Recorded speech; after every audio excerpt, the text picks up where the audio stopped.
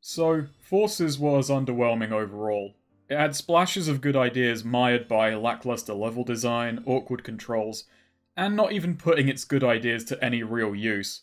There are a handful of notable things that I didn't bring up, however, either due to time or not being able to fit them into the review proper. I had a cliff note about picking hard mode. That's because this game has a difficulty select, with normal and hard mode options. Normal makes it so that you can only carry 100 rings, but each hit only subtracts 20. So in effect, you can take up to 5 hits. Plus your score is not posted in this mode, and the ring cap puts a bit of a lock on it besides. A user did comment about the Japanese script cutting out a lot of the more grisly details, and indeed it does. I wasn't analysing the Japanese script, however. Translation is never entirely direct, and I don't know off the top of my head whether the script started in English or Japanese. I'm willing to bet English. And besides that, there's the story of Gun the Wolf on the Sonic Fanon Wikia. I was planning to make a one-off joke about that place, but holy shit, it's wild. They have no concept of irony in the slightest. So my ridiculously written page on Gun, filled with Mary Sue powers, outright contradictory statements, a list of skills that includes office work, horticulture, beatboxing, and ham boning, raise no eyebrows. I got one comment saying that him turning super without using emeralds seems OP. That's all that sticks out about Gun the Wolf to that person. An image was also supplied by the lovely Tried Piper, which I used for the wiki page. The image was deleted for being a recolor. I took this up with an admin, and they rejected it because it was traced, and there was no arguing back. However, an in-game screenshot is fine. So yeah, this looks better. This is more high effort. I'm sorry, Tried Piper. I tried. Your image is nice. It's more effort than Gun the Wolf deserves. No one ever questioned that I called him the leader of Team Sonic. So, you know what? I think that's canon.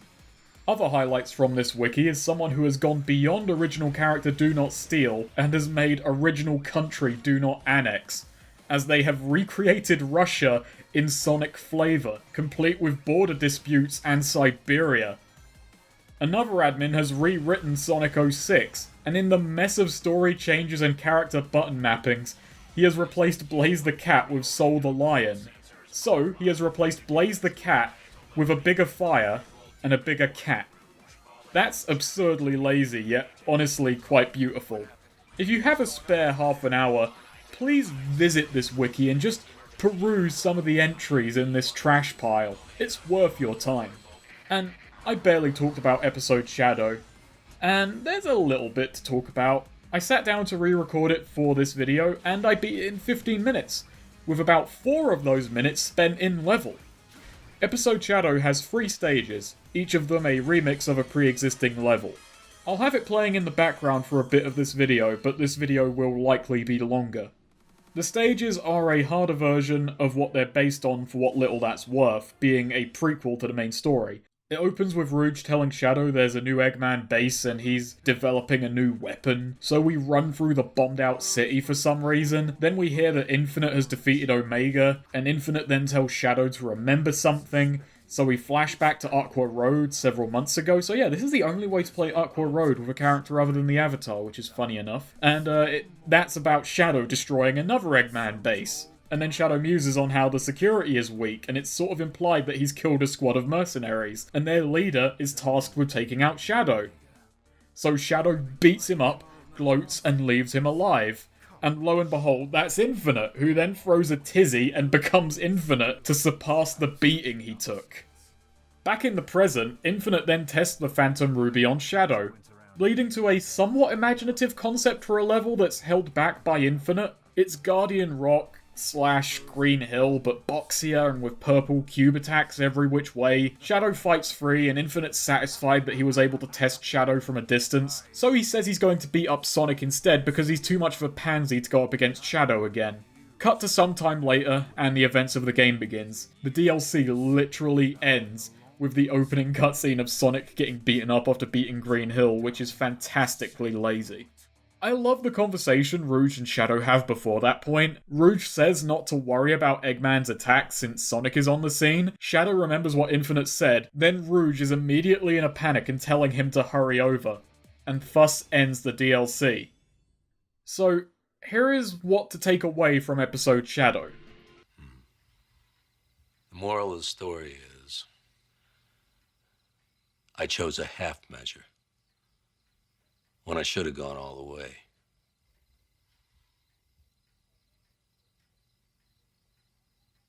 I'll never make that mistake again.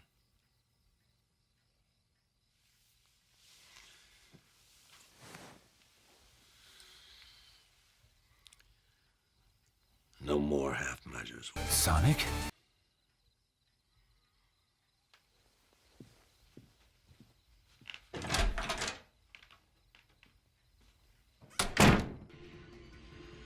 That is an unusual joke for me to make, but it is what it is.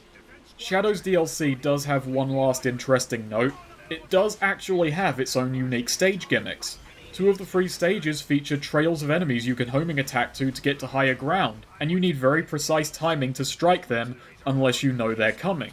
Aqua Road features golden motor bugs that you need to strike 3 times to make them drop rings, and they're used on the water road, so they're a bit trickier to get to. Not terribly tricky, but it means you have to devote extra time to them. And Virtual Reality Green Hill is one of the 2 stages in the entire game where the Phantom Ruby actually has any effects.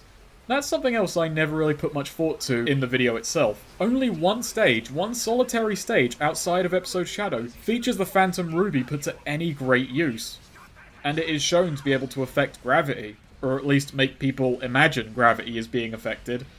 I have no clue, its stable of powers makes less sense the more Infinite uses it. There are little side notes on story and dialogue that I had notes on, but with everything else wrong with the story, I didn't really use them in the script itself. I think they just would have been, window dressing. But both are about Tails. Tails has 2 little motifs running through the story, one of which is his insistence on getting classic Sonic home. This is so he can be sad when they succeed at their goal of getting classic Sonic home. Before that, he's really gung-ho about it, and he just flips the switch so he can have some sad moments, and it doesn't really feel earned. It's just one of those things that comes off as weird when Tails is basically the only one who cares. The other one is Tails judging Eggman as a scientist whenever they meet. He has this weird arc of, oh, that's a failing as a scientist, Eggman, or I would have done better than that, note-taking is a... And these are the least amusing, most I am very smart fucking lines that have ever been written for a kid's game. They are so obnoxious and they just make me root for Eggman more than anything else. Tails is just really annoying in this game. Every line out of his mouth is either horribly awkward, utterly pointless, or self-aggrandizing, and I don't like him. Tails as a character is just really amusing at this point. He had a whole story arc in a game dedicated to him stepping out of Sonic's shadow and sticking up for himself, getting his own sense of independence. And in the immediate sequel, this character growth had remained. Tails enacted a plan to raid a military base to bust Sonic out of his own accord. And that's the fruit of this arc. I felt when I played Sonic Adventure 2, there was a little bit of payoff there. Tails is a different character now. He's still Tails, but he's fucking improved. But basically for years now, since Unleashed really, he's been an individually useless coward and tech boy, and that's been that. And he's just been annoying ever since. He's not funny, he's not likable, he's just a little bitch. I think really it's because, unless he's a coward, he's just better than Sonic at getting shit done. He can fly, he can build robots, and he can even engineer a fake Chaos Emerald that works. Anyway, let's move on to questions. First one coming to us from DBZ King 119. How do you think the soundtrack stacks up to other Sonic games? Personally, I think it's very weak, but I'd like to know your thoughts. Yeah, it's a little on the weak side. I think it's a far better showing than Lost World, but definitely on the lower end of OSTs for this series. That's not really a low order though. I think Sonic has just generally always had good music. And I think Forces does have a definite character of its own that does fit the game. It's darker, it's more techno-heavy to fit an Eggman Conquered world, and it does have some individually really good tracks. It's just that the whole is not very strong.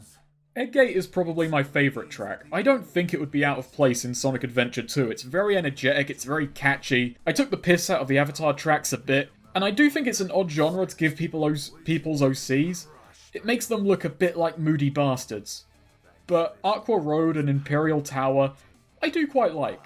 I do think the tracks become a lot worse the moment the lyrics go away, mind, and a lot of them are just pretty forgettable.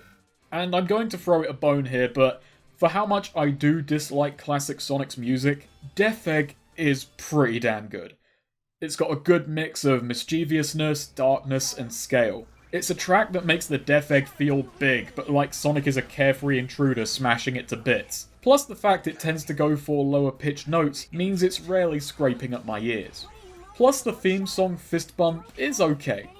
I listened to it a fair bit in writing and I didn't get tired of it, but now that I'm wrapping up on Forces, I don't think I'll be getting back to it. I'm going to be honest, since I finished the review I have not picked up Forces again, and after I beat Unleashed and Generations, I replayed stages a lot more regularly to, get better times and just play them because I just generally had fun with them. Forces, not really as much. But the theme is used very well in Null Space, and it's a big part of why I think that stage was an emotional high point. This series I don't think has ever really had it better than Adventure 1 and 2. Those games had large casts of characters and used music to give them each their own vibe and style. Sonic had rock, Rouge had jazz, somewhat stolen from Knuckles who had moved to really cheesy rap. Shadow and Eggman had different techno flavors, Tails had soft rock. Unleashed used its tracks to fit the theme of each country you visited and produced some really beautiful music doing so, yet it still sounded really cohesive. I could go on, time will tell if this OST sticks half as well, but I'm not as immediately taken with Forces outside of a few tracks. You mentioned you think Sonic Adventure 2 handled a darker story much better than Forces did. How so? Part of this is in general structure, pacing, and subject matter. I think what primarily helped with the darker setting was that Sonic Adventure 2 just had a lot more going on and took itself a lot more seriously. It was unashamed of doing so. Forces exists in this weird middle state of wanting to be dark and edgy, and being really uncomfortable about it all at once. Like that red-faced seriousness thing I messed up editing into Dead Rising 4. Forces could be taken as a milder example of that. Sonic Adventure 2 gives its story and characters time to breathe, and it also raised a lot more questions and answered them a lot more satisfyingly. For example, the game opens with Sonic under arrest. You don't know why, and you're immediately wondering what happened. Then you do the first stage, and Sonic finds Shadow, and Sonic pieces together that he has been falsely accused of a crime he didn't commit. Shadow then uses Chaos Control to outspeed Sonic, and Sonic is recaptured. So in the first stage of the game, a question was raised, answered in an interesting way, but it led into a bigger mystery, and it established a brand new threat. And the game keeps doing this, with 6 playable characters, each with individual motivations for getting dragged into the adventure, and they all tie together. Shadow uses Eggman to get the Eclipse Cannon. Eggman in turn uses Shadow for the same end, both of them after the Chaos Emeralds. Both have different perspectives on the arc and its history. Their ultimate goals for its use are different. Rouge is a government spy, keeping tabs on both. Sonic and Tails cooperate, but learn different things. And Knuckles is, well, near enough an entirely lone agent, with his own ongoing rivalry with Rouge. But he comes back in at the end to do some important stuff. There's just a lot more going on with Sonic Adventure 2, but they all tie together coherently by the end. Forces has one mystery. What is Infinite's power? Which is blindingly obvious, but it keeps getting asked. Even though it was answered in a comic that came out before the game. There's also just far less going on generally. The Resistance turns every character into one collective motivation. Classic Sonic and Tails being on their own could have been interesting and added a bit more going on. It could have been cool with them acting independently and inadvertently helping the Resistance, but instead they very quickly join up. That's another thing actually, why didn't Tails take Classic Sonic to the Resistance right away? Selfish little blighter. Not to mention, the idea that Sonic is presumed dead for all of a cutscene before dragging him back kills any potential drama that could have come with it. It kneecaps itself very quickly. Sonic Adventure 2, I think, captures a darker tone better because it's genuinely threatening and has some actual mystery and uncertainty to it.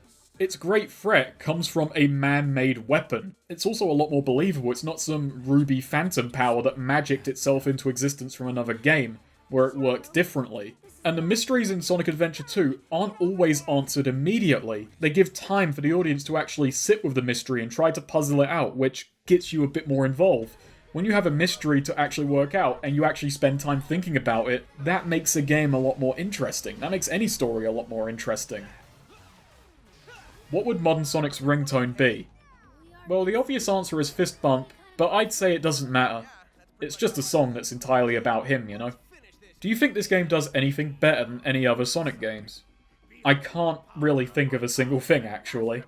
The only things it does in any sense better are things that haven't much been done before. The character creator has been done better, but that's because there wasn't one. It does mid-level dialogue better than Lost World, since the dialogue in that game was even worse. But Sonic Adventure 2 used mid-mission dialogue to good effect, but it only did it in one stage.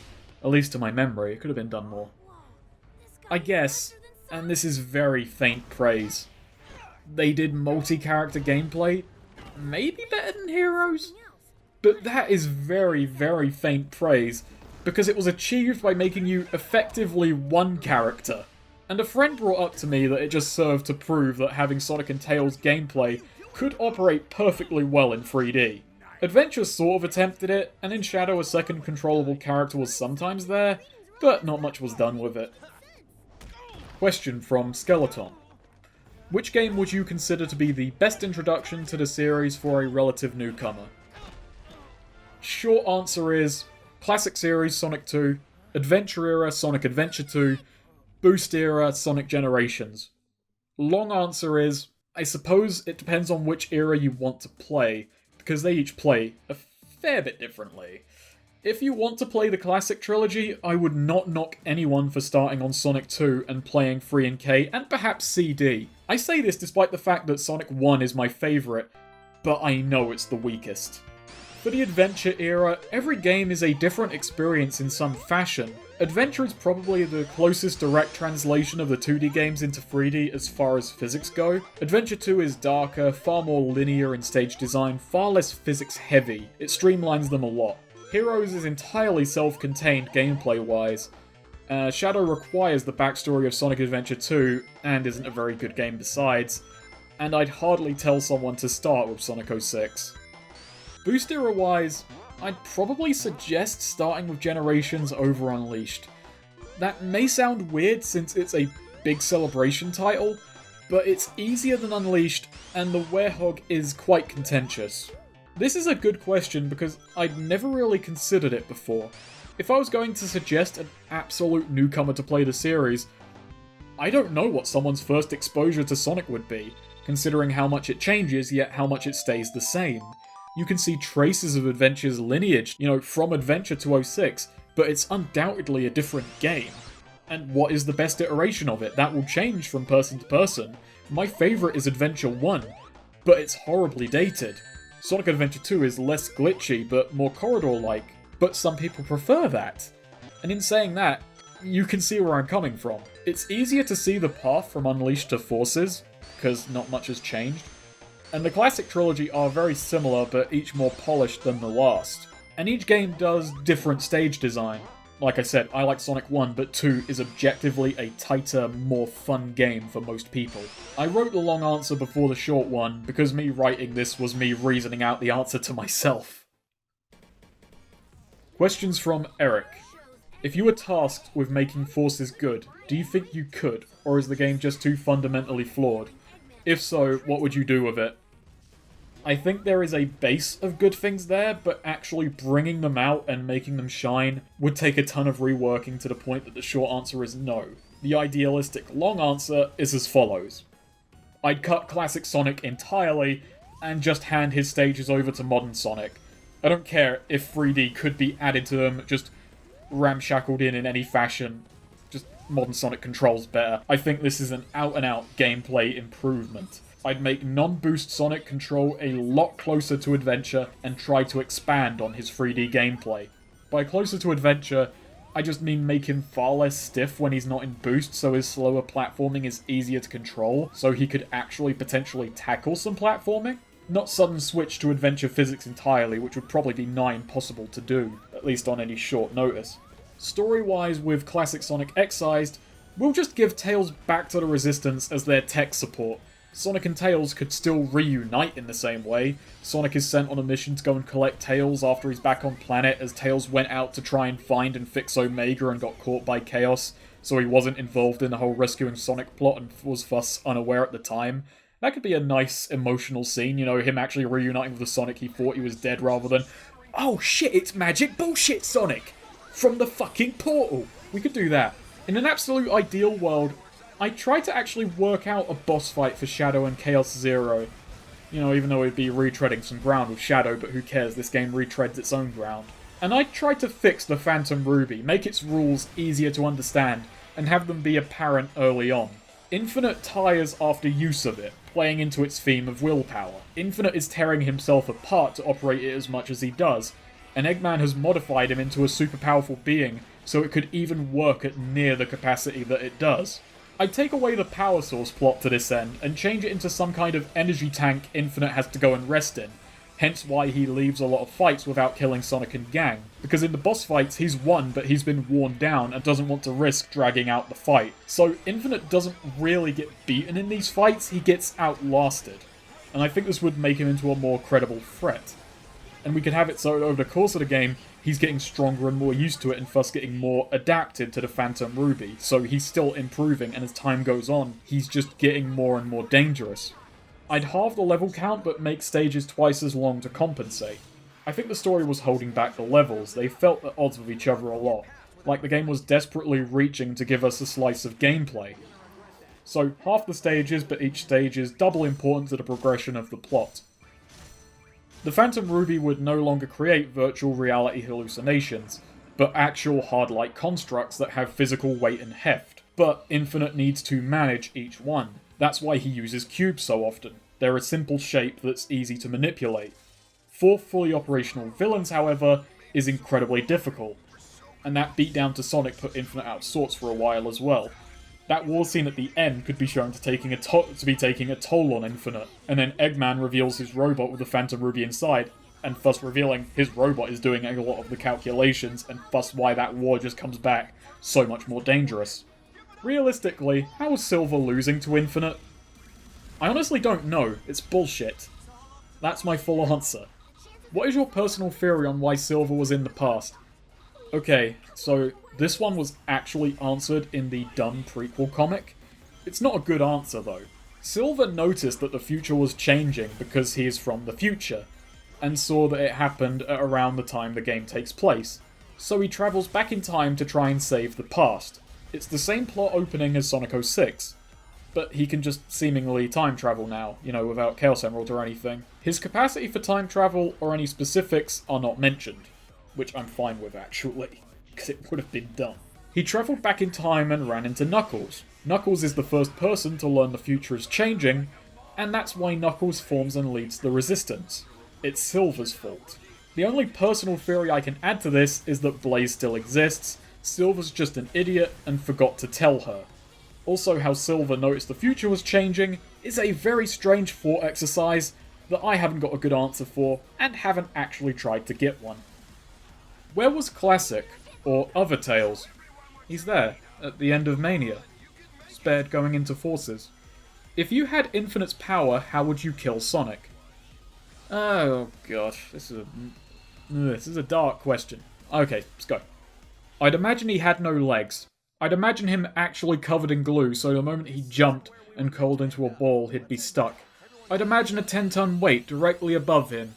I'd imagine the Death Egg is much further away when Eggman isn't looking. I'd summon 15 perfect Chaoses. I'd imagine 20 Space Colony arcs all ready to fire. I'd imagine poison in his next chili dog. I'd imagine the floor beneath him is just gone. I'd imagine his personal gravity is reversed and not fix it. I'd imagine twice as many villains. I'd fly him into spikes repeatedly. This is a question with infinite possible answers. Can you think of any Sonic character who could have been worse at leading the Resistance than Knuckles? No. I don't actually think it's possible. Anyone else would have given up and handed it to someone else when it was clear they were unfit for the role. This is what makes Knuckles the worst candidate, because he's too dumb and too proud to do that. But, for sake of argument, let's discount characters who would be worse leading because it means they wouldn't be out in the field doing the actual work. And, you know, let's also remove obvious joke answers like Cream the Rabbit and go with Tails for the first real answer. Tails would have probably gotten less done with more time. He would have consolidated everyone into a tiny bubble and never worked out that Sonic was alive. Then the sun would have dropped on everyone and they would have lost. Knuckles being aggressive got everyone killed, but at least it got them out there a bit. Omega would be a worse leader, but that's because he wouldn't really lead. He'd just tell everyone to grab a gun and get killing. And while he's around, he'd at least make an impact. But it would be an unfocused and short-lived impact. Those are my two potential worst candidates that aren't obvious joke answers. Why didn't you make Furry Sol Myers as your creator character? The set personality just doesn't work. Mainly in that they're quiet. Sol loves the sound of his own voice. He believes he's the hottest shit around. The Avatar starts as a coward, then Sonic talks him into being cool. Sol would break Sonic out of the Death Egg for pay, then sell out the location of the Resistance once they trust him since Eggman's got a bigger wallet and more toys. The Sonic world just could not handle a Sol Myers. Last question, and an important one. I think we'll end on this. I don't have any wrap up, this is just a good question to end on. Did the Resistance deserve to win? No. But you have to look at this from the opposite perspective. Did Eggman and Infinite deserve to win? And the answer to that is also no. No one deserved it. Eggman is stupid for trusting Infinite. Infinite is stupid. And everyone else basically did nothing until Sonic was free. That's Sonic Forces. No one deserved to win.